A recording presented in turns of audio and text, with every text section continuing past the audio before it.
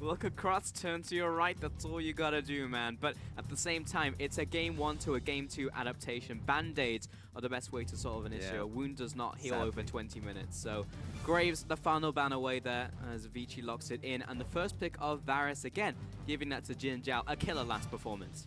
Yeah, and Varus is just a major pick. I'm surprised it went through. I mean, we saw the Rengar Camille bans coming through. LeBlanc is still up available. I'll see. I'm not too sure if Vici are the type to pick it. That's not an easy Hoon champion. Athena is fairly flexible, so that's something that they might go to. So if they go for a both Varus and LeBlanc, oh, that'd be fun. This is all I like to see, though. Maokai locked in, play towards a simple win condition. Get in there. That's all you need. We need some speed up now. Man, a Sivir would be so perfect for Vici, with the Malzahar also locked in as well. On the opposite side, Aimee will lock in the Kha'Zix. That'll be the priority for Ben 4, and Nautilus for the priority in top lane. Oh, what do you say? I'm an analyst now. There you go. I spent 1 day on the analyst there. It's not even a full day, a half day. And boom, there's the prediction. Sivir locked in for Vici. I mean, that's what it comes down to. That coach was like, you know what? I've lost faith in you people. You're all on team fight Sivir champions. Maokai. If you guys are not literally on top of each other 30 minutes into the game, I will just ban you from my team. So that's what's happened. That's exactly what he said. That was the discussion. They just Kappa. waited awkwardly for about 5 minutes and they went back out into the table. So that's nice. That is nice. Orianna, also a nice ban away from Athena, while Aimee looking towards their first ban as well. They're looking towards mid lane right now and jungle. And the jungle pool is kind of pinched, actually, with Rengar, Graves, and Kha'Zix off the table, but they're actually looking towards EasyHoon, removing the Syndra. If I'm Vici, this is a really interesting position because they still have the mid lane and jungle to really go through. They can hold their jungle pick. If they're pinching the mid lane so hard, the Corki pick is still available. Maybe you just outright pick it. EasyHoon has picked it up before. Why not now? I mean, Orianna got banned out too, so it seems like an easier pick. Well, I'm forever a hype man. I just want to see the Azir come into the mid lane. Whether it will actually work for a composition that's run at you when you have a very heavy disengaged pick like Azir, probably not, but it would be hype.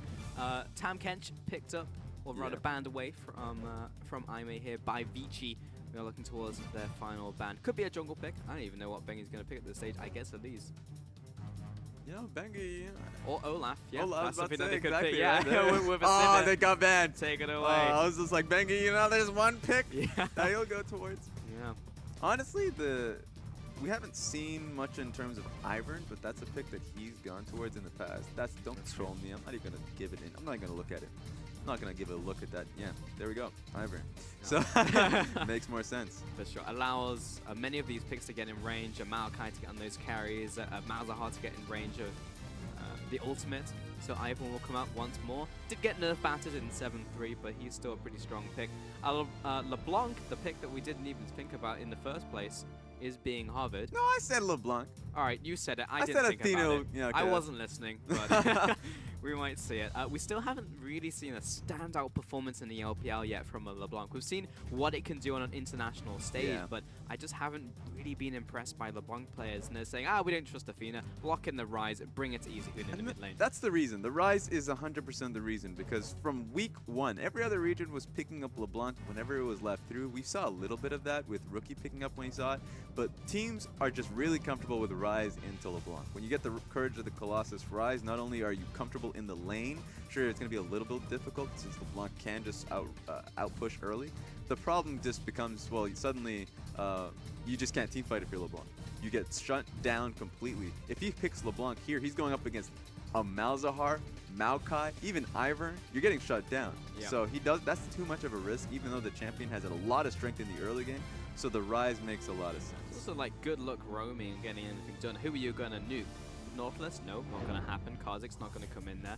Looks like we had a mispick here, but I think we've been doing pretty well this week, to be honest, Raz. We've been getting there for sure. So we'll have a small remake here while we'll fill a little bit of time. So if you're in Twitch chat right now saying, get to the game, it's not our fault. Yeah. Blame the players. This song right here, the moment you hear it, that's when you know one of these guys goofed up. That's exactly, that's the song. Every time I'm looking at these players like, which one of you guys did this? Which one of you people? Which person looks the most guilty?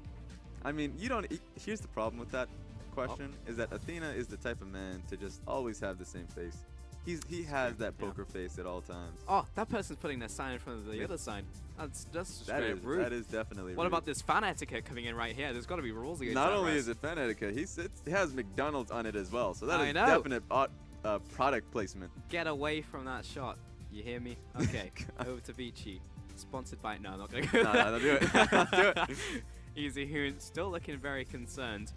Yeah, and just to look back at the composition, even if there is a question of what the very last pick was going to be for Vici, I like what I see coming out of Vici. This is a definite, like, the composition is exactly what we kind of wanted from them. Ivern was a pick that we've seen a little bit. Okay. Ivern was a pick. I just kind of responded to Yeah, it that was without really having. funny. It's just like, don't worry, guys. Raz Yeah, is just talking I to the gotcha. voices in his head. Yep. He's slowly going insane. Don't even worry about it. No, we just heard that it was a mispick and they wanted Zyra. So Okay, there you go. going back to your point, Raz, that's exactly Yeah, that's the what pick they were that you looking want. towards. So Zyra and Sivir is a strong enough lane. Even though you're picking Zyra into the Misfortune, that was just a pick that 100% IMA knew they were going into. They said, okay, let's pick up Misfortune. They're going to go Zyra. But Zyra and Sivir is a good shoving lane. And then you look at the rest of the map, and they have a clear-cut strategy of just looking to team fight. Yeah. It's like, that's what it is. That's a pretty close statement, Raz, but you're very correct. It's look for those team fights. We just don't trust you anymore. Just get in there. Click R. Click the R button and then go in and then try and finish up the game. Win a team fight. Go for an objective. And just finish it off, because that has been the major problem of Vici. And you said you don't like band-aids, but this is absolutely a band-aid Yeah. to try and get them into game 3. This is the biggest band-aid I've ever seen in my life. Yep. That conversation in the backstage must not have taken that long. It's like, Here's what? your comp. Draft it. Yeah. Yeah. Here you go. Go out there. They're not going to ban Maokai. That's random. That doesn't make any sense. When in doubt, Sivir Maokai.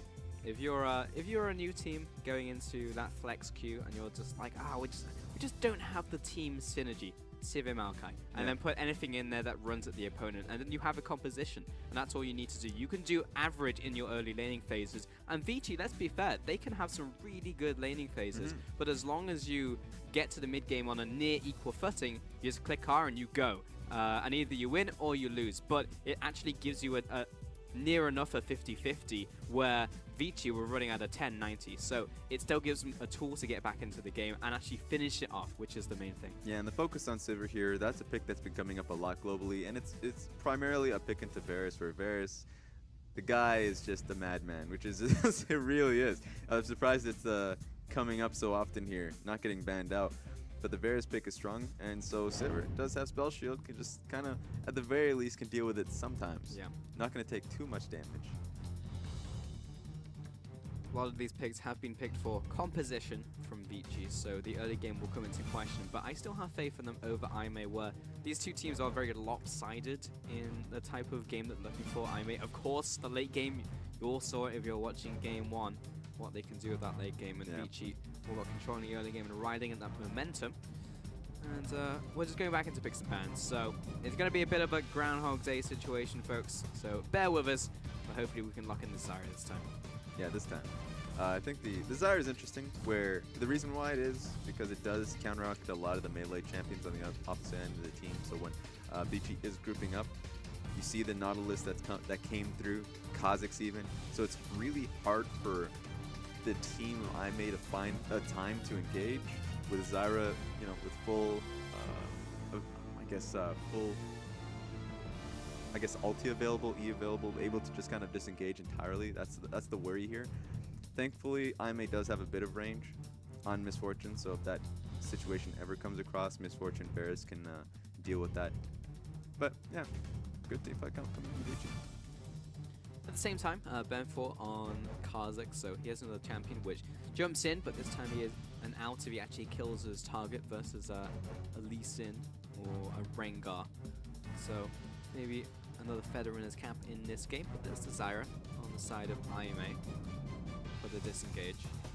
And honestly, when you see Ivern come in as a counter pick to Kha'Zix, I guess we've seen it going against the UOL. That's a comfort pick that they've had into it, and it's mostly because Kha'Zix doesn't get the isolation bonus damage with Daisy constantly looming around. So that's a bit of a worry. So he's going to be able to just walk away, hopefully. The rest of the team should be able to help him out as well. So the double tree composition coming out of Vici is pretty nice. It's a massive front line coming into them. Yeah, one's a happy little tree and the other one's quite angry. So is a Zyra for Aime, not okay, that's fair. Oh, why did I even think it was Vici? They had the Malzahars locked in. That's fair. It's because it was the final pick, Yeah. and we heard a mispick, so That's okay. it makes sense. I got you, Raz. I can understand where the thought processes was, but in terms of disengage, it makes the most sense on Aime, so they can just not get run over by this composition being run by Vici. So it's just a question of how they run with this composition, because it's not what you would attribute normally to Vici. You wouldn't say they're just going to pick Civ and Maokai and run at you, but that's the problem that they have fundamentally as a team. So Yeah. I guess this is where we are now. This is what we are. Yeah, they have to get to that point. And so with Malzahar and Sivir, that changes up quite a bit because Varus and Zyra is very oppressive. The laning phase will be difficult for them, and their one sole objective is to get out of it. Meanwhile, Aime has a really strong top side too with Nautilus shove into Maokai. I know you have a bit of a discussion with that one, how you think there are openings for Maokai to be able to deal with that matchup, but as a general point, it's a good shoving lane. I guess the real only question is like the middle lane as well. So that's gonna be fun. It's gonna be interesting to see. Yeah, I have that opinion, Raz, but as soon as we hit 7.4, Maokai gets blasted in every matchup. You can play Atrox into him and he'll get destroyed. So on this one patch only, he has a little bit of a chance, but it's a very small window and we probably won't be seeing it. It's more about just getting into that mid game, and that's what they're looking for. They will never be looking for kill pressure in the top lane. Just get the Maokai to a point where he can sit on top of Jin Zhao, make sure he can't just gun us down with this Varus once more. Yeah, I think like even hearing little like birds from like scrim discussions globally, you just don't see Maokai a lot. As you mentioned, the damage does mean so much more. And so that pick being through, I remember Rusty did have that discussion that Shen is just the pick right now in terms of tank top laners. We might even see resurgence in terms of Poppy. Nautilus is always going to be Nautilus. No changes go through that, man. So. Yep, Nautilus is Nautilus. Shen did get banned away this game as well, which makes a whole lot of sense. That could have been a great pick for Vici, but regardless, we're into game 2 between Aime and Vici. Let's see if they can fire back in this one, because if they lose, they lose. Yep, they lose. They lose the entire set. That's how best of threes work. The entire set goes downhill for them, and that's gonna feel great for Aime. They've just been losing 0-2s for about 3 weeks now. That feels bad. Vici have actually just been contesting a lot of these sets going into the full 3 games. Yeah. So that's something they want to do once again. Pretty standard masteries, I would say. We're seeing a lot of Varuses go for Warlords recently over the Deathfire touch, which actually would have secured the kill into P last game had he taken it, but he values to sustain in lane, which makes sense. When he's with a support like Road, who really likes his picks, which do god-awfully in lane, so I need this to stay alive. Yeah, you need it.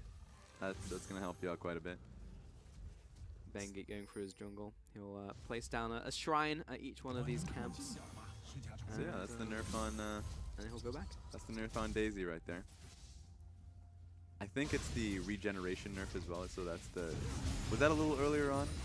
The one where she doesn't completely regenerate if she gets left alone and gets damage? Yeah, I think that was earlier, because I remember playing Ivan the other day and it was just like, wait a minute. Daisy's still at 15% health. So yeah, it's actually a little bit difficult, because the frustrating thing about Ivan was just like, Daisy comes out and she just never goes away. Like once you hit level 6, Daisy's up for the rest of the game and it turns into a 6v5. So it's actually nice that change came through. And looking at the bot lane, it's just kind of evened up. It's a Sivir lane, it's a Malzahar lane. They'll look for those few opportunities, but for the most part, it's kind of shoving in. Yeah, it takes a few levels for Varus to really start to be the bully that we kind of expect him in the lane. His level 1 G is not going to be that impactful here, so once he does get a few levels, that's going to be where it's at. Ben 4, on the other hand, is in the area. He is. Good luck getting the gank off, though. I think it would just be burning summoners. It depends if this Grasp of Roots lands, but yeah, he's not really going in. It's scary to walk into Hatong on Malzahar as well. Malzahar can't be as aggressive, just like spamming the W button and just hoping hoping that he just destroys you with these Voidlings. If you're running into him, you take a lot of damage. So yeah, it's better if Ben4 just goes into the river, takes away this crab, and then goes along with the rest of his day. Bengi's just doing Bengi things. He's going for the jungle. He's basically taken every camp right now. He went to the top side, took all of those camps away. We'll take Merkles and we'll take Gromp and then probably look for a gank. Yeah, and this is when Ben4 has to really watch out. He got out jungled in the last game up against a Graves. Ivern is actually one of the champions that can do that very consistently. So if he can take out the Krugs super fast, really just smite it away. Oh! Here comes Ben4. Easyhoon was trending towards the bottom side of the lane. Nice root caller there from Bengi. Not something that Easyhoon necessarily wanted to click on. Amazing J's coming down from the top lane. In fact, he didn't even TP. Blast Plant will keep him alive. Ben4, he'll flash over the wall. He wants blood, or at least sap, whatever the hell that Ivan bleeds. He'll be backing away. Nice root caller once more. Flash from Amazing J. Oh. The anchor, the dredge line, the auto attack for the kill. Amazing J comes away with first blood. That's the first tree down. Maple syrup all over the ground. That's unfortunate here. But yeah, Bengi was trying to help out Easyhoon. Easyhoon was able to flash, and to be fair to Bengi here, if he wasn't there, the flash would have came down onto Easyhoon. They would have flashed over the wall and catch him down. So that's just overall a great gank from Ben4, and it turned into oh, wait a minute. Interesting trade by Amazing J, trading into like 6 billion waves of caster creeps. Yeah. He just came back to lane, and at the very least he has corruption potions, but that's going to get burned out one pretty quickly. stack. Oh, yeah. So yeah, good luck with that one. 0. There goes that. Thankfully for him, Long is going to back to base, but when he comes back, suddenly that's a massive advantage for Long, where he can just trade into that. He felt too powerful because he had double buffs, but caster creeps do a lot of damage early game, kids. Make sure you keep track of that, because if you trade into a wave, probably dealt like 200 damage there just from caster minions. So.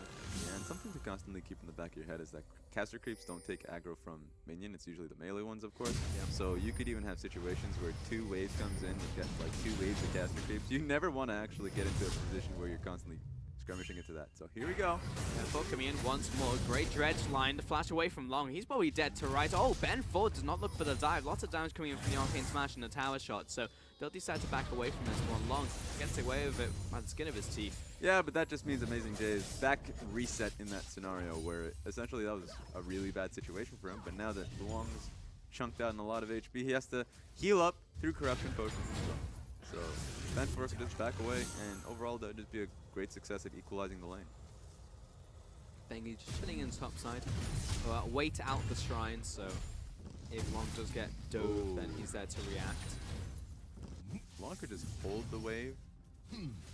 Yeah, he's just not even going to push in. Even though Ben4 was there to help the shove into tower, Long was able to hold the wave. So he's going to have full control of it. I mean, Amazing J's going to have the long walk back to the lane without TP. Yeah. But honestly, it's better this way.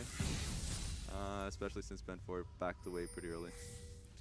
Interesting pickup from both Long and Amazing J, just feeling that they're very safe in this game in terms of not dying, so they've both gone for the Dark Seals.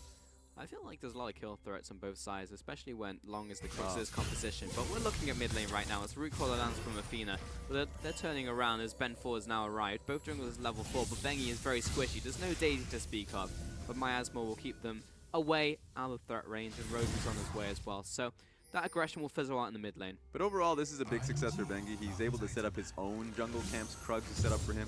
Raptors were set up for him. He got the Raptors on the enemy side, and now he's going to be able to take a lot of experience as CS.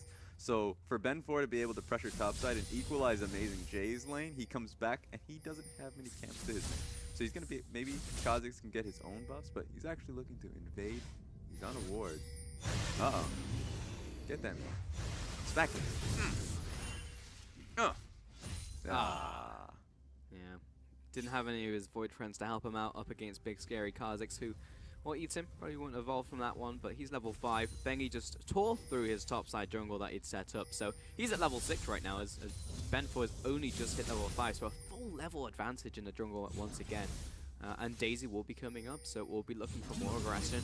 Bengi can probably be more aggressive even within the jungle, because he'll be able to 2v1 Ben4 in that right now, and he'll never be isolated. Yeah, so Bengi, I mean, he got a death here, so he was first blooded earlier on, but he's just ahead of the pace simply because Ben4 is incredibly active, and whenever he's active on the map, he's on a ward or just walking through a lane to help out top lane. That's just Bengi looking to find out, okay, how do I fully punish this guy? I'm going to go towards the bottom lane jungle. I'm going to completely clear out. Of course, he's not going to go too deep to go for the Krugs there. If he was able to do that, that'd just be far too much. And then I'd be looking to blame IMA's bottom side. But overall, he's doing exactly what's needed for himself to get far ahead of Ben4 here. Definitely a slower early game VT, not making huge inroads. Hetongan, Sean P called out there, but that was a very late chain of corruption. That Grasping Roots was down for a long time. And he was definitely in range. He just wants to carry on farming. So that's an opportunity missed in the bottom lane from IMA. If the communication went through, if Road is like, all right, I'm going to 100% hit this, and that turns into... But he's going to go in once more, but this is being turned around. It's a 4 versus 2 in the bottom lane. Goodbye, Road. He's going down for sure. Juan P with the kill credit. That's just the bait and switch. They knew that Bengi was there. He was clearing up that ward. He was sitting there for a very long time. They just kind of played a little bit too greedily. They were like, you know what? We're pretty far ahead here, but they always forget about the Malzahar ulti. That's just sad. Yeah, the points and click, and no one's going to have a QSS at this stage in the game, so say goodbye to that kill in the bottom lane. Double tiers picked up from IMA, one on the side of EasyHoon, so just waiting to get into that mid game, starting to wait for these power spikes more than anything. There is still a slight advantage to IMA from that first blood, and looks like a farm advantage in pretty much every lane apart from top lane, but also that kill onto Amazing J. So it's nothing really to write home about at this stage in the game, Raz. Only 400 gold in it. That just goes straight towards the draft, because right now, Vici, they're just looking towards the mid to late game. That's what their composition is going for. If they were able to get a lead in the early game, that's criminal. So the fact that they're able to hold the lead in the top side of the map is fantastic. That's really long overachieving there. I think he should be able to get out of this. But yeah, they're Vici, Pengi specifically, is constantly contesting certain positions. And sure, right now he's even out in CS, but he should not be.